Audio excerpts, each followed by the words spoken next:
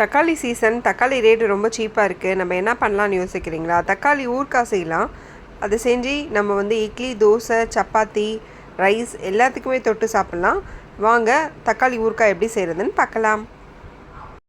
2 kilo தக்காளி எடுத்திருக்கேன். அது மேலே இருக்கிறத வந்து எடுத்து விட்டுட்டேன். அப்போ தான் வந்து தக்காளி வந்து ஹெல்த்துக்கும் நல்லது. அது சாப்பிடும் போதும் அது வந்து அடிப்படாது.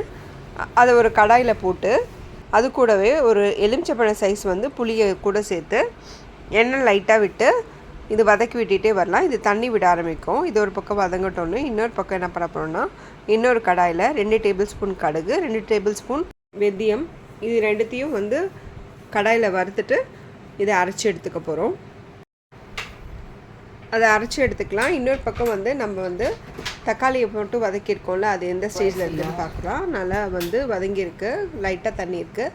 இப்போ வந்து 1 டேபிள் ஸ்பூன் மஞ்சத்தூள், 2 டேபிள் ஸ்பூன் மிளகாத்தூள், இது ரெண்டுத்தையும் சேர்த்து நல்லா வறுத்து எடுத்துக்கலாம்.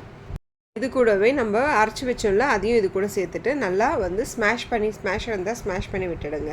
விட்டுட்டா நம்ம வந்து சூப்பராக வரும்.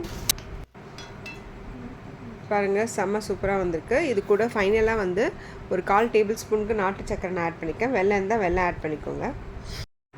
இது சிம்லேயே வச்சு ஒரு 5 மினிட்ஸ் நல்லா வதக்கிட்டு இருந்தோன்னா நம்மளுக்கு சூப்பரான தக்காளி ஊறுகாய் ரெடி ஆகிடுச்சு. பாருங்கள், நீங்களும் இதை ட்ரை பண்ணி பார்த்துட்டு கண்டிப்பாக எங்களுக்கு ஃபீட்பேக் ஷேர் பண்ணுங்கள். இது ஒன்ஸ் நம்ம செஞ்சு ஸ்டாக் பண்ணி வச்சிட்டோன்னா நம்ம வந்து எப்போ டக்குன்னு சைட் டிஷ் இல்லையோ இதை எடுத்து போட்டு நம்ம யூஸ் பண்ணிக்கலாம். நீங்களும் ட்ரை பண்ணிவிட்டு எங்களுக்கு ஃபீட்பேக் ஷேர் பண்ணுங்கள். தேங்க்யூ ஃபார் வாட்சிங்.